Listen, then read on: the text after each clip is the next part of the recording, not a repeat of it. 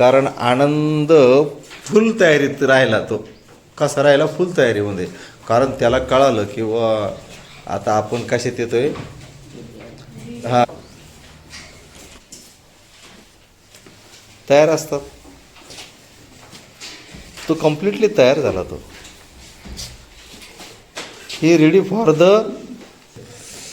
To ready. परंतु तो ready कसा झाला या ठिकाणी?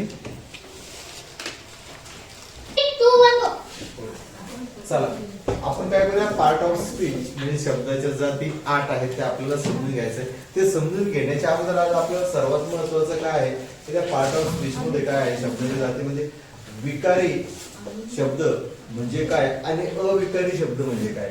या विकारी शब्दाला सव्यय असं म्हटलं जातं मराठीमध्ये आणि अविकारी शब्दाला अव्यय असं म्हटलं जातं. या ठिकाणी समोर लिहून ठेवले या करता की या ठिकाणी बघा विकारी रूप म्हणजे काय, रूप बदलते. ते आपलं खाली समजून घ्यायचं, रूप बदल. याच्यामध्ये अविकारी मध्ये रूप बदलत नाही, तेही खाली समजून घ्यायचं. मग या ठिकाणी काय दिलंय बघून घ्या आपण आता. विकारी शब्दाची म्हणजे सव्यय जी आहे तिची व्याख्या आपण समजून घ्या. लिंग, वचन, विभक्ती इत्यादीमुळे ज्या शब्दांच्या जातीमध्ये बदल होतो, काय बदल होतो त्यांना विकारी शब्द किंवा त्याला सव्यय असं म्हटलं जाते. मी तर या ठिकाणी असे उदाहरण म्हणून काय घेतलंय, मुलगा घेतलाय, मुलगी घेतली आणि मुले घेतलेली आहे. ठीक आहे. तर या ठिकाणी आपल्याला एक असे मी या ठिकाणी किती उदाहरण घेतले, 3 उदाहरण घेतलेली त्या ठिकाणी. बघा काय, राजू आंबा. ठीक आहे. राजू आंबा तुम्ही काय लिहिणार, तो लिहिणार आहे. ठीक आहे. हा राजू आहे, मुलगी ना, हा राजू मुलगा आहे ना, म्हणजे याचं लिंग कोणतं आहे, याचं लिंग पुल्लिंग आहे. ठीक आहे ना, पुल्लिंग. याचं लिंग काय आहे, पुल्लिंग आहे. आपण घेतलं होतं लिंग. ठीक आहे, आपण घेतलं होतं लिंग. ठीक आहे, हे लिंग घेतलं. याचं लिंग पुल्लिंग आहे म्हणून आपण राजू आंबा खातो असं लिहिलेलं आहे. आता मी या ठिकाणी खुशी घेतलं, खुशी आंबा या ठिकाणी खाते लिहिणार. ओके, खाते लिहिणार. हे तुम्ही लिहिले. आता या ठिकाणी खुशीकडे बघितल्यानंतर तुम्ही खुशी हे मुली स्त्रीलिंगी नाव आहे, स्त्रीलिंगी आहे. म्हणजे या ठिकाणी ही स्त्रीलिंगी आहे म्हणून या ठिकाणी काय झालं, ते झालं. हे काय झालं, तो कोणासाठी होता, पुल्लिंगसाठी. आणि ते ती काय साठी होईल, स्त्रीलिंगीसाठी होईल. ओके. आता त्यानंतर आता हे दोघं बी झाले, राजू बी झाला आणि खुशी बी झाली. हे दोघे झाले या ठिकाणी, हे दोघेही झाले. हे काय झाले, दोघेही झालेले आहेत. दोघे झाले म्हणजे मग या ठिकाणी राजू व खुशी दोघे आंबा खातात. ठीक आहे, ठीक आहे, खातात. या ठिकाणी दोघांचाही समावेश झालेला आहे म्हणून आपण खातात असं लिहिलेलं आहे. आता या ठिकाणी आम्ही दोघं कशामध्ये घेतलं, राजू आणि खुशी. हे वाक्य मी असं लिहू शकलो असतो, दोघे आंबा खातात, दोघे आंबा खातात. फक्त तुम्हाला कळावं या ठिकाणी केवळ राजू एक मुलगा आहे, खुशी एक मुलगी आहे म्हणून. तर मी असं लिहिलं असतं, दोघे आंबा खातात. म्हणजे हे वाक्य आपण या ठिकाणी दोघे आंबा, ठीक आहे, आंबा या ठिकाणी हे खातात असे आपण घेतलं असतं. कळालंय. मग या ठिकाणी आता मी याला पुसून असं टाकलं. ठीक आहे, दोघे आंबा खातात, दोघे या ठिकाणी दोघे आंबा खातात. दोघे घेतलेले त्यामुळे आपण या ठिकाणी घेतलं खातात. मग आता या ठिकाणी समजून घ्यायचं काय आलेलं आहे की ह्या ठिकाणी राजू होता, इथं खुशी होती, इथं दोघे झाले. आता हे पुढचं आंबा आंबा आंबा आंबा जे आपलं क्रियापद आहे किंवा आपलं जे कर्म आहे, ठीक आहे ना, आपलं जे कर्म आहे काम आंब्यावरती आपली क्रिया करायची खाण्याची. मग हा जो आंबा आहे दोघीकडे सारखाच नाहीये का? आंबा आंबाच आहे ना, तो तिकडे आंबा आंबाच आहे, आंबा आंबाच आहे. परंतु या ठिकाणी लिंगाबद्दल इथं राजू झाला म्हणजे पुल्लिंग झाला, या ठिकाणी खुशी, या ठिकाणी स्त्रीलिंग झाले, या ठिकाणी दोघे झाले, या ठिकाणी सर्वनाम होऊन गेले, या ठिकाणी दोघे, या ठिकाणी दोघे हे की सर्वनाम झालं. त्यामुळे या ठिकाणी खातात असं आपल्या या ठिकाणी घ्यावं लागलं. ठीक आहे, म्हणजे या ठिकाणी लिंग दोघे, दोघे वचन, दोघे म्हणल्यानंतर एक वचन झालं का दोन वचन झालं? अनेक वचन झालं, बरोबर आहे ना? अनेक वचन झालं म्हणजे वचन विभक्ती. ओके, चला पुढे जाऊयात आपण.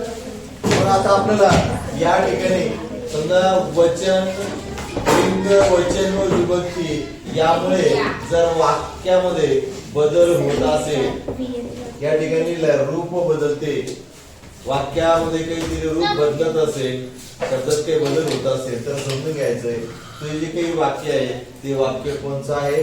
विकारी आहे, विकारी वाक्य आहे.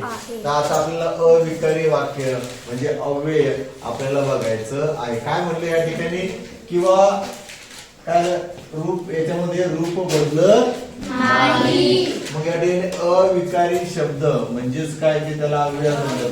लिंग, वचन, विभक्ती यानुसार जे बदलत नाहीत, जे बदलत नाहीत त्यांना आपण विकारी शब्द असं म्हणतो.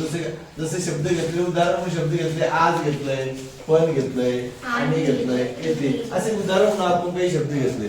समजून घ्या. आता मी या ठिकाणी काय केलंय? या ठिकाणी घेतलंय मी या ठिकाणी प्रणिता, प्रणिता. आता जास्तीचं काय बोल? प्रणिता आज शाळेत आली. ओके, काय शब्दाचा वापर केलाय आपण? आज. आज या शब्दाचा आपण इथे वापर केलाय. आता मी काय करतो? या प्रणिताला, ही प्रणिता पुल्लिंग आहे का स्त्रीलिंग आहे? स्त्रीलिंग आहे. त्यानंतर प्रणिताच्या ठिकाणी या ठिकाणी काय केलं? मी घेतलं देवेश शाळेत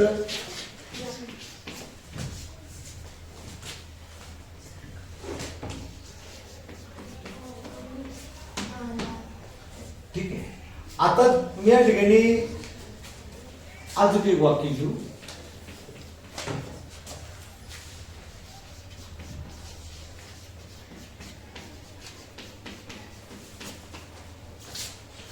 अजून एक घेऊ.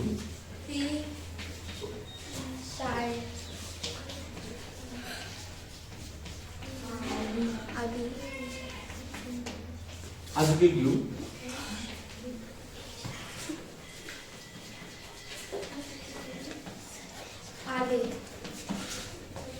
ओके, चला आपल्याला लक्ष काय द्यायचंय? आपण शब्द घेतलाय आज, आपलं आज घ्यायचंय. आज या शब्दाचा आपल्याला वापर करायचा आहे.